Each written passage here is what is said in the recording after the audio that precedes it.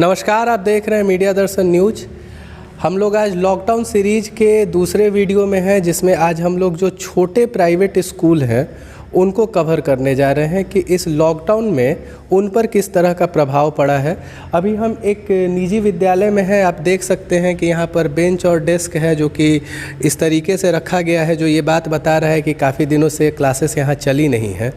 यहाँ पर आप देख सकते हैं आखिरी क्लासेस में जो पढ़ाई की गई थी वो भी बोर्ड पे दिख रहा है आपको। तो हम लोग इस वीडियो में आगे देखेंगे, जो निजी स्कूल के संचालक हैं उनसे बात करके जानेंगे कि इस लॉकडाउन में उन पर किस तरह का प्रभाव पड़ रहा है। अभी हम साथ में हैं संजीव कुमार जी के, जो एक निजी विद्यालय के संचालक हैं। इनसे हम जानेंगे कि लॉकडाउन में इनके विद्यालय पर किस तरह का प्रभाव पड़ा। तो आप हमें सबसे पहले ये बताइए कि जब विद्यालय बंद रहता है तब भी एक संचालक के रूप में आपको किन किन खर्चों को वहन करना पड़ता है। देखिए, सबसे पहले आपको धन्यवाद देना चाहता हूं, जो कि इस महामारी के दौरान प्राइवेट विद्यालय के कुछ बातों को जो है समाज में आकर रख रहे हैं। उसके लिए हम सबसे पहले आपके चैनल को धन्यवाद देना चाहता हूं दिल से। सबसे है कि स्कूल जो बंद होता है, बंद के दौरान बहुत सारी खर्चे होती है, जैसे वाहन हो गया, जो टीचर हमारे साथ जुड़े हुए हैं, नॉन टीचर जुड़े हुए हैं, उन लोगों को पेमेंट देना पड़ता है। कुछ ऐसे चीज़ें होती है जो अन्य सामानें हैं, उसमें भी खर्च होता है। गाड़ी के किस्त, हमारे स्कूल बंद है लेकिन गाड़ी की किस्त लगातार आपका चल रहा है। ऊपर से प्रेशर भी होता है फाइनेंसर को कि नहीं आपको देना ही है, किसी तरह दीजिए, कहीं से दीजिए। तो हम लोग कहीं से ना कहीं से कर्ज काढ़कर, किसी से हाथ फेर देकर हम लोग उस वाहन के जो आपका पेमेंट है, जो उसका मंथली चार्ज है, उसको हम लोग देते हैं सब जो है। मतलब अगर लॉकडाउन, अभी तो जो परिस्थिति है वो लॉकडाउन खोलने के लिए सही नहीं है, लेकिन अगर विद्यालयों को अगर सरकारी फंडिंग या कोई मदद नहीं मिली तो ऐसा भी हो सकता है कि विद्यालय बंद हो जाए। जी, बहुत सारे ऐसे विद्यालय है जो देहाती क्षेत्र में चलता है। जैसे हम लोग का विद्यालय है, ये पूरा देहाती क्षेत्र में है। हमारे यहाँ जितने भी बच्चे आते हैं एकदम मीडियम फैमिली से भी लोअर क्लास के बच्चे हमारे पास आते हैं, जिससे जो किसान से जुड़े हुए, जो छोटा मोटा किसान के बच्चे हैं, बड़े बड़े किसान के बच्चे हैं, जो बड़े मीडियम फैमिली में जो कुछ लोग उस टाइप के हैं, उस जगह पर हैं, तो उनके बच्चे बड़े बड़े स्कूलों में चले जाते हैं। बड़े बड़े स्कूलों में फ़ीस उन लोग ऑनलाइन हो, ट्यूशन फीस ही है, लेकिन उन लोग ऑनलाइन वहाँ जमा कर रहे हैं। लेकिन जो हम लोग के विद्यालय है, बिल्कुल हम लोग देहात से जुड़े हुए हैं, सारे गार्जियन देहाती क्षेत्र से जुड़े हुए हैं। सबसे निचले पैदान के क्लास के बच्चे हमारे यहाँ आते हैं पढ़ने के लिए। उस समय हम लोगों का बहुत काफ़ी दिक्कत होती है, क्योंकि ऐसे भी जब स्कूल जब रनिंग हालत में होता है, जब चलता रहता है रेगुलर जब स्कूल, उस समय भी फीस हम लोगों का बहुत ना के बराबर आता है। हम लोग किसी तरह मैनेज जाकर मंथली जो फीस देना पड़ता है, हम लोग को टीचरों का जो पेमेंट करना पड़ता है, उस समय भी हम लोग को बहुत काफ़ी परेशानी होती है। अभी तो स्कूल लगातार बंद है, बंद के दौरान तो एक पेमेंट हम लोग का आता नहीं है। गार्जियन को भी ये सोच है कि नहीं, स्कूल बंद है तो हमें फीस नहीं देना है। और सरकार से मेरा अपेक्षा क्या हम लोग रखेंगे, अपेक्षा रखेंगे, सरकार का अपेक्षा यही है कि जो हम लोग में सरकार का जो है कि 25% बच्चों को पढ़ाना है फ्री ऑफ कॉस्ट में।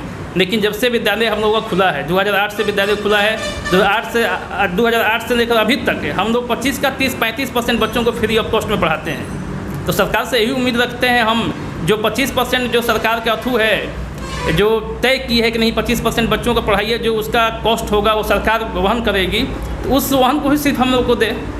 उससे हम लोग कुछ जाके मैनेज करेंगे, कुछ अपने स्तर से मैनेज करके हम लोग उस स्टाफ जो हमारे साथ जुड़े हुए हैं, उन टीचरों का जो है सब समय पर हम लोग कुछ पेमेंट देते रहें, ताकि उन लोगों का भी खर्च चलता रहे। क्या लगता है आपको, जो ऑनलाइन शिक्षा की बात की जा रही है वो क्लास में देने वाली शिक्षा का विकल्प बन सकता है?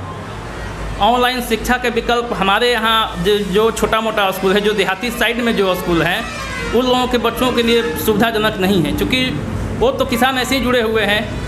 मोबाइल है सबके पास, लेकिन स्मार्ट मोबाइल हर आदमी के पास नहीं है, नेटवर्क सही नहीं है, क्योंकि देहात से सारे बच्चे आते हैं, 10 किलोमीटर अंदर देहात से बच्चे आते हैं। जो टाउन में स्कूल है, जो टाउन से जुड़े हुए हैं, वो लोग जो जॉब में हैं, जो बड़े किसान घर के बच्चे हैं, उनके पास सारी सुविधाएं हैं, तो उन बच्चों को ऑनलाइन की सुविधा मिल जाता है पढ़ने के लिए।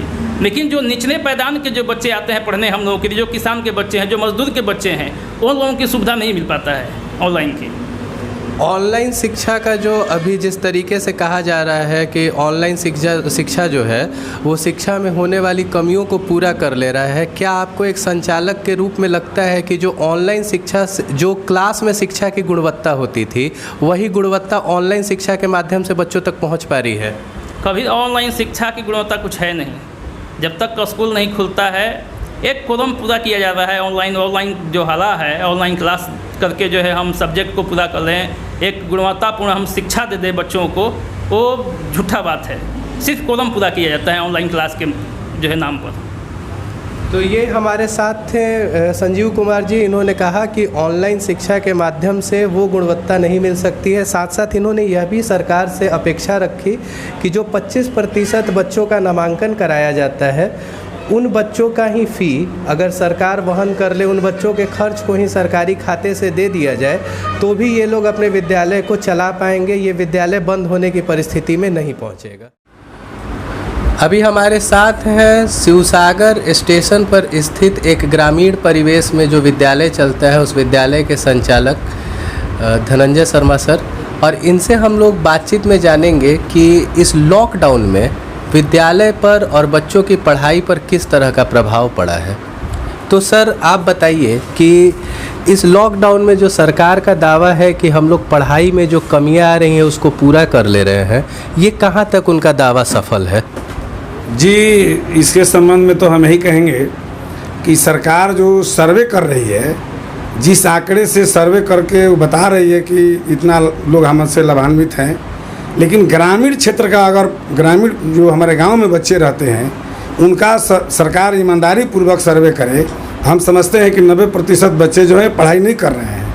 न तो दूरदर्शन से कोई लाभ हो रहा है और न ऑनलाइन पढ़ाने से कोई लाभ हो रहा है। उदाहरण के लिए मेरा विद्यालय गाँव में है, हम भी ऑनलाइन पढ़ाने का प्रयास कर रहे हैं, हम पढ़ाते भी हैं, लेकिन जब हम अपने यहाँ संपर्क करने का कोशिश किया अपने बच्चों से कितने बच्चे पढ़ते हैं, तो मेरे यहाँ सिंपल सा 9th क्लास में लगभग 70 बच्चे पढ़ते हैं।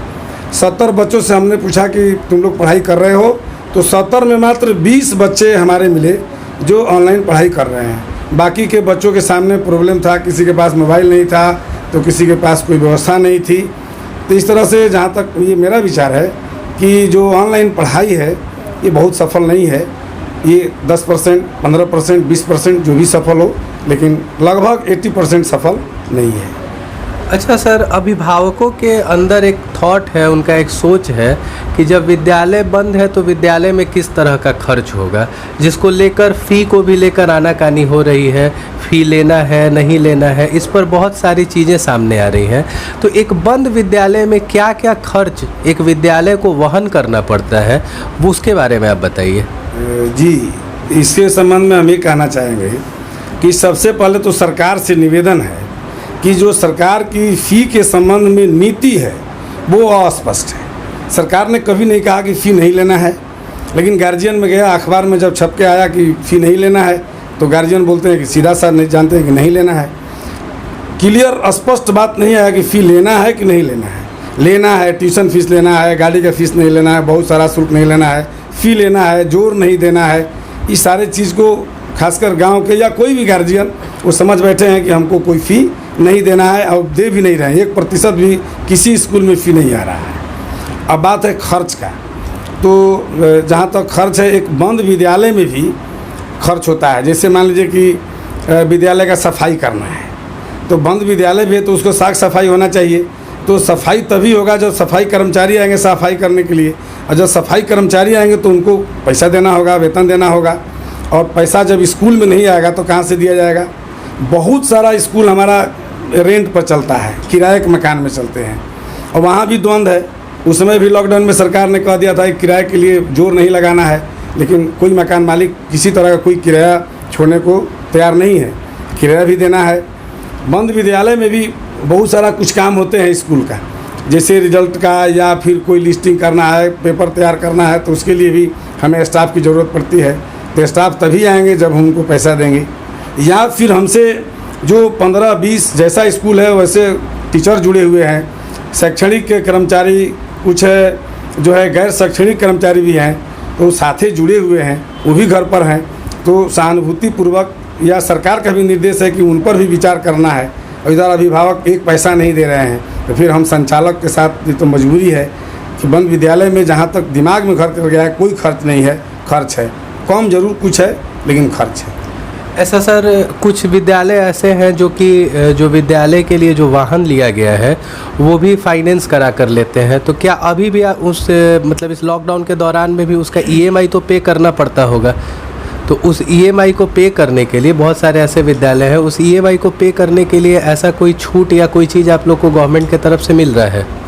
नहीं सर, ऐसा जनरली सबको मिला है।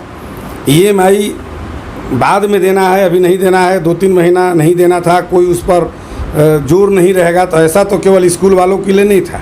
जो भी EMI पर कोई भी गाड़ी लिए हैं तो सबके लिए था। स्पेशली स्कूल के लिए सरकार से किसी तरह का कोई सहयोग नहीं मिलता है, खासकर स्कूल वालों को। सरकार के भी दिमाग में बना हुआ है कि स्कूल वाले बहुत बड़े धनवान व्यक्ति हैं, स्कूल वाले बहुत बड़े पूंजीपति हैं, इसलिए सरकार का भी जो व्यवस्था है, सरकार का भी जो बिहेव है स्कूल के प्रति वो नकारात्मक बिहेव है, वो ठीक ठाक बिहेव नहीं है। सरकार से किसी तरह का फंडिंग चाहते हैं? जी, फंडिंग मिलना चाहिए। सरकार से फंडिंग हमको ज़्यादा नहीं चाहिए, चूँकि हम निजी विद्यालय हैं, हम गार्जियन से कुछ न कुछ लेते हैं, तो हम सरकार से बहुत उम्मीद नहीं करते हैं। लेकिन अब देखिए, उदाहरण के लिए हम लोग RTE के तहत 25% बच्चों को पढ़ाते हैं, वो भी पैसा आज तक नहीं मिला है। हमारे रोहतास ज़िला में 16, 17, 18 जब से रजिस्ट्रेशन हुआ है, बहुत सारे स्कूल 25% बच्चों को नामांकन करते हैं और पढ़ाते भी हैं, लेकिन आज तक किसी विद्यालय को कोई पैसा नहीं मिला है, तो वो भी नहीं मिलता है।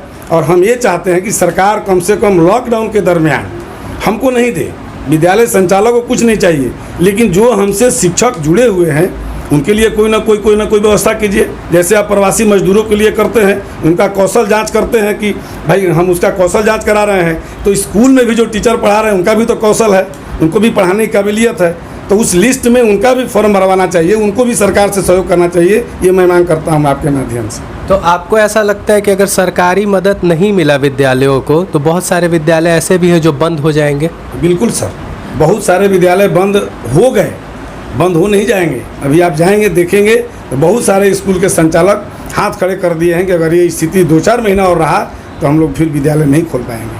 आप एक विद्यालय के संचालक हैं, आप शिक्षा से जुड़े हुए हैं, अगर अचानक बहुत सारे विद्यालय बंद हो जाते हैं तो आपके हिसाब से इसका समाज पर किस तरह का असर पड़ेगा? जी सर, बिल्कुल सही बात है।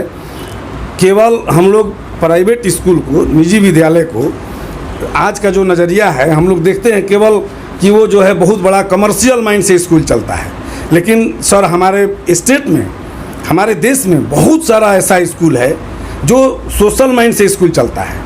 अब जैसे मान लीजिए बहुत सारा स्कूल बंद हो जाएगा, बहुत सारे बच्चे हमारे पढ़ाई लिखाई से दूर हो जाएंगे, बहुत सारे ऐसे स्कूल हैं जो सोशल व्यू से चलाते हैं, बच्चे पढ़ते हैं और एकाएक बंद हो जाएगा, बहुत सारे बच्चे शहर की ओर जा नहीं पाएंगे। जो बहुत बड़े बड़े स्कूल हैं, जो मिडिल क्लास के स्कूल हैं, जो लोअर क्लास के स्कूल हैं, जो गाँव में स्थापित हैं, जैसे मेरा ही स्कूल है बिल्कुल गाँव में है, और मेरे स्कूल में उस तरह का कोई इंफ्रास्ट्रक्चर बहुत ज़्यादा नहीं मिलता है, लेकिन पढ़ाई लिखाई होती है। 680 बच्चे मेरे स्कूल में पढ़ते हैं। 680 बच्चे में कम से कम 150-200 गरीब के बच्चे हैं जो नहीं पढ़ पाते हैं, और मेरे स्कूल में 150-200 रुपया फ़ी लगता है। वो भी हमारे गार्जियन 1 साल पर देते हैं, 6 महीना पर देते हैं। फिर भी किसी बच्चों को आज तक खड़ा नहीं कराया गया है कि आपने फ़ी नहीं दिया है, आप खड़ा हो जाइए, और ना आज तक किसी बच्चा को स्कूल से निकाला गया है फ़ी के लिए। अब वैसे बच्चों का क्या होगा? अगर किसी तरह का कोई सहयोग नहीं मिलता है, पढ़ाई लिखाई भी बंद हो जाती है, तो वैसे बच्चे निश्चित तौर पर प्रभावित। एक विद्यालय के संचालक होने के नाते आप अभिभावकों से क्या अपेक्षा रखते, किस तरह की अपेक्षाएं हैं आपको अभिभावकों से?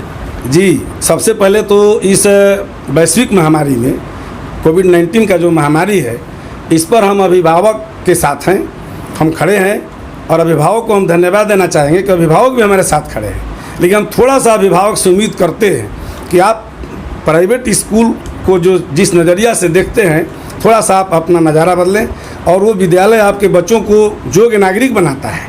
हम भी बच्चों को नागरिक बनाते हैं। सरकार की उद्देश्य है कि अपने देश के लोगों को मौलिक अधिकार जो है एजुकेशन का, पढ़ाई लिखाई का, उसको देना। सरकार बहुत सारा पैसा खर्च करती है पढ़ाने के लिए। हम भी एक बहुत सुंदर नागरिक तैयार करते हैं। हमारे यहाँ भी पढ़ करके बच्चा देश का अफसर बनता है, समाज का बहुत बढ़िया नागरिक बनता है, और सरकारी स्कूल में पढ़ के बनता है।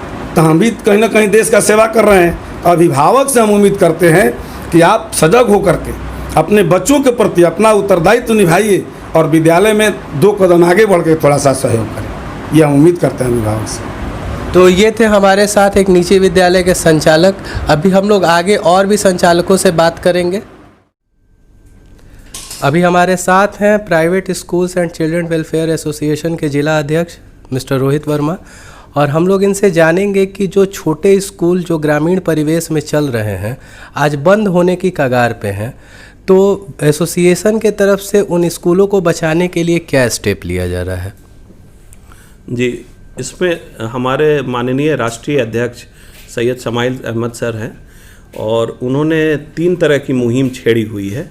और इन छोटे विद्यालयों को बचाने के लिए सबसे पहले हम लोगों ने प्रधानमंत्री जी को 10 लाख चिट्ठी पूरे बिहार से और भारतवर्ष से हम लोगों ने 10 लाख चिट्ठी भेजी, और जिसका ये हुआ कि जिस पे जवाब आया हमारे राष्ट्रीय अध्यक्ष जी को कि आप इस बात को अपने राज्य के मुख्यमंत्री माननीय मुख्यमंत्री जी को भी दीजिए। और हम लोग ने वापस अभी प्रेस कॉन्फ्रेंस भी किया था, और उसमें प्रेस कॉन्फ्रेंस में करते हुए हम लोगों ने 1 लाख चिट्ठी सारे प्राइवेट स्कूल एसोसिएशन से, private school and children welfare association के सभी सदस्यों से 1 लाख चिट्ठी हम लोग पत्र माननीय मुख्यमंत्री बिहार को लिखे हैं, ईमेल किए हैं, और साथ ही साथ शिक्षा मंत्री जी को कृष्णनंदन वर्मा जी को भी हम लोगों ने भेजा है।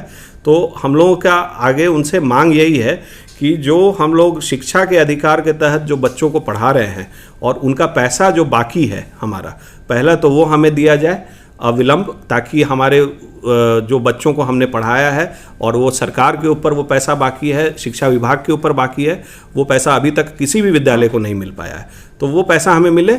और दूसरा, जो विद्यालय जो छोटे विद्यालय हैं उनके लिए एक आर्थिक पैकेज की मांग की गई है हमारे प्रदेश महामंत्री डॉक्टर SP वर्मा सर और शमाइल सर के द्वारा, कि जितना आप एक सरकारी विद्यालय में एक बच्चे के ऊपर आप खर्च करते हैं, करीबन 6,000 रुपया प्रति बच्चा प्रति वर्ष आप खर्च करते हैं, तो कम से कम उतना भी आप एक पैकेज के तौर पर प्राइवेट स्कूल्स को दिया जाए, ताकि जो यहाँ रोज़गार की बात हो रही है बिहार में, और बिहार में लोगों की ये बात हो रही है कि जो मजदूर का पलायन हुआ है, लोग जो कोविड के वजह से वापस आए हैं, तो ऐसा ना हो जाए कि उनको नया नौकरी ना दे के जो पहले से यहाँ हैं, जो नौकरी पर हैं, जो यहाँ प्राइवेट स्कूल ने जो इतना बड़ा नौकरी दे के रखे हैं सबको, उनका भी नौकरी ख़त्म हो जाए।